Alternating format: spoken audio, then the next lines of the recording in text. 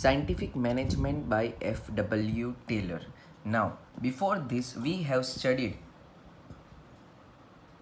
14 principles of management.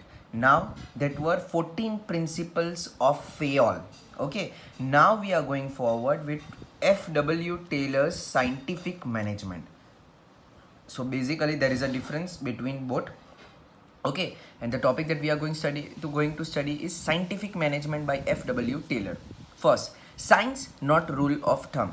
Now, in an organization, there are times when we have to take decisions. Now, a manager in an organization should take decisions using science, not belief. Okay, using science means whenever you are taking a decision, you have to make sure that that decision is scientific and it is not belief. Okay, for example, you are going to start up a new business. Now, whenever you are going to start up a new business, you have to see the scientific things and start up a business, either by going to a Jyotish or some Baba and then taking advice and starting up the business. Right or wrong? So always remember, business shall be carried out using science and not by going to some Jyotish or by going to some Baba and then you can start your business.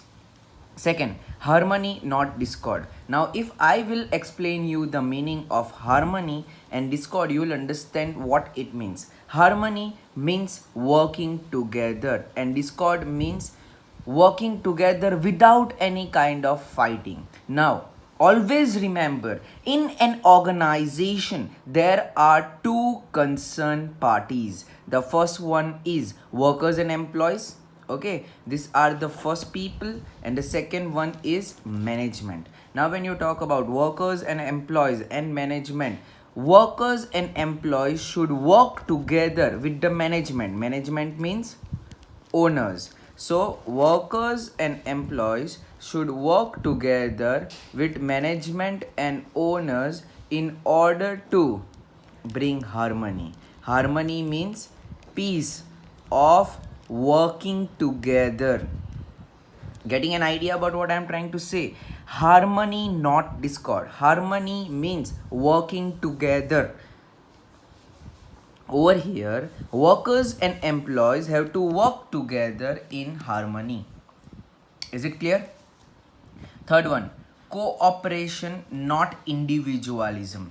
Cooperation means working in cooperation. One and another party. These two parties should work together and they should not be individual. That means workers are working on their own, that is individualism. Managers are working on their own and they are not taking any advice from workers. Workers are working alone and they are not taking any advice from manager. This is called as individualism, but this should not be the case. They have to work in cooperation. Workers and managers have to work in cooperation.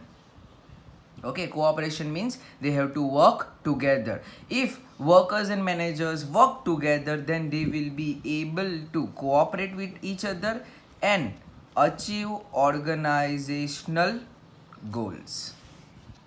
Fourth, development of workers to their greatest efficiency and prosperity. Now, it is the task of the manager that they have to develop the workers. So, a manager has to develop the workers. How can a manager develop a worker? If we give them training, right or wrong? If we give them some sort of training, they will get developed. Okay, now after giving training, we as a manager can also give knowledge to the workers. So managers can give knowledge to the workers and the workers will get efficient and prosperous. Okay, so if you want to make your workers very efficient and prosperous, that means you want to develop your workers, then you have to provide training and give them knowledge. The another one is work according to their own qualification.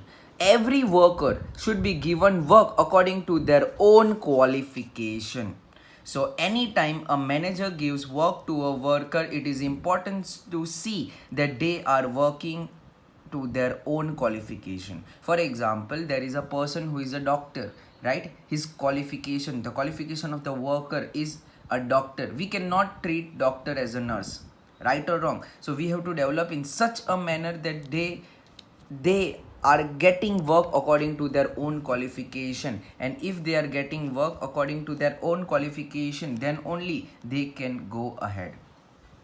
Fifth one, financial motivation. Now financial motivation over here means, financial means money, and motivation means motivating the workers in terms of money. See, every organization, every company gives salary, but this is not enough. We have to motivate our employees in terms of money. That means we have to motivate our employees in terms of finance. How can we motivate our employees in terms of finance? Now the simple and the basic logic is, in advance of salary, after salary we can give commission, we can give incentives, we can give bonus, etc. Okay, so basically financial motivation generally means that we have to give salary, and in addition to salary we can give commission, incentives, bonus, etc. to the employees. Okay, the sixth principle of Taylor is economical. Now what do you understand by the term economical? Economical means to stay at low cost. Okay, everyone, everywhere we go, as an individual, as a family, we say that we have to be economical. What do you understand by the term economical? We have to reduce the cost. Now in order to reduce the cost, what can we do? It is simple. If we want to reduce the cost, it is but obvious that in an organization production cost should be decreased. What should decrease? Production cost should be decreased and overall cost should be decreased. And if the cost decreases, it is termed as economical. Getting an idea about what I am trying to say? So economical means to reduce the cost. 8. Mental revolution. This is the last one. Mental revolution. What do you understand by the term mental revolution? Mental revolution means change, right? And mental means mind change. So if we want to change, or if the manager wants to change the mind of workers, then it is called as mental revolution. Now over here, mental revolution generally means that we have to change the mindset of workers and own